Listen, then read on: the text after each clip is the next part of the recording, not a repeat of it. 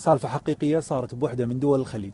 شخص وهو داش المسجد سمع صوت طفل رضيع برا بكرتون عند الباب، سلمه للشرطة والشرطة قامت بدورها بتسليمه إلى دار الأيتام في الدولة المعنية.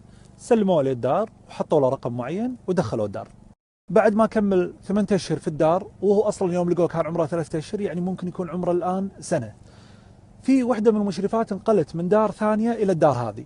كانت المشرفة الجديدة مستغربة من شيء، أن الطفل هذا يشبه الطفل موجود في الدار اللي هي جت منه.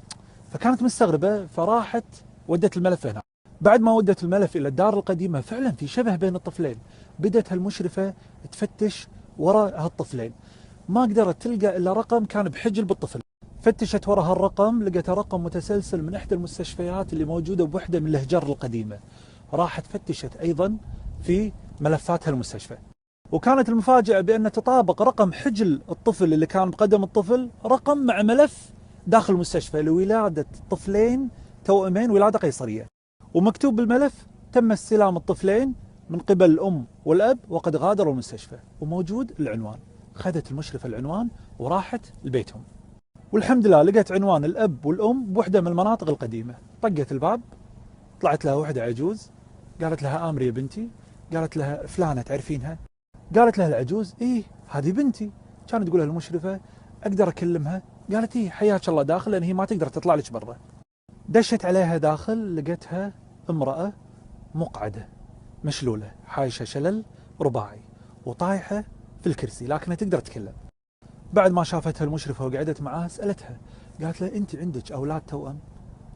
التفتت على طول بغرابة، قالت لها: إيه عندي أولاد توأم. ما عرفت شو تقول المشرفة. قالت لها: صدقينا أولادك توأم، واحد عندنا الآن في الدار اللي احنا فيها، المنطقة اللي احنا فيها، وواحد بدار ثانية منطقة ثانية. انهارت الأم بطريقة لا توصف، وانهارت العجوز اللي موجودة. قامت المشرفة تهدي فيهم وتبي تعرف شو القصة، تبي تعرف شو السالفة، شلون تركتي أولادك كذي. قالت الأم: كل هذا من زوجي. بعد ما طلعنا الأولاد من المستشفى ورجعنا البيت، تمينا بالبيت أسبوع أو أسبوعين، بعدها طلعت مشوار، عملت حادث وانشليت.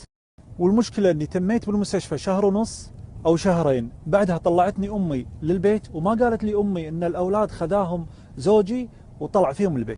وإحنا أصلا عائلة ميسورة الحال، ما في إلا أنا وأمي، وزوجي أصلا وافد من بلاد ثانية، توقعنا أنه خذ الأولاد وسافر فيهم برا، الآن تفاجأنا أنهم هني. قالت المشرفة: معقولة ما بلغتي أحد من الشرطة؟ ما تحركتي بلغتي أحد من أهلك؟ قالت: أصلا أنا بالبيت موجودة أنا وأمي، أمي عجوز كبيرة يا دوب تطلع تجيب أكلنا. وكملت كلامه وهي تبكي، تقول: والله العظيم إني بلغت اللي عينه ما تنام، وقلت اللهم إني استودعتك أولادي فاحفظهم بعينك التي لا تنام. وتقول الأم: والله العلي العظيم إني ما أعرف أرضهم من سماهم، غير إني استودعتهم الله وجابهم لي بعد غيبة هالشهور هذه لمكاني. روى الطبراني عن ابن عمر أن سمع الرسول عليه أفضل الصلاة والسلام يقول: إذا استودع الله شيئا حفظه. بعد هالقصة وبعد قصص كثيرة كلنا تقريبا مرينا فيها، كم شخص فينا إذا استودع شيء عند الله وجده؟